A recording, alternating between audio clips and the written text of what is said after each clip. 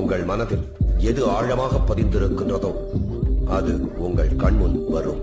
It can be anything in this world. மூக்குத்தி குத்தாதடி நானி தூங்கடா கண்ணாணி தூங்கடா கண் உப்பு தின்னா தண்ணி குடித்த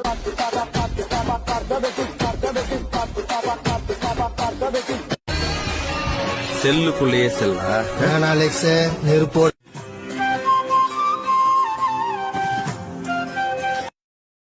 பிடிஎஸ் தெரியுமா? என்ன பெரிய கேபாப். உங்களுக்கு எங்க அண்ணன் ஹிப்ஹாப் தெரியுமா?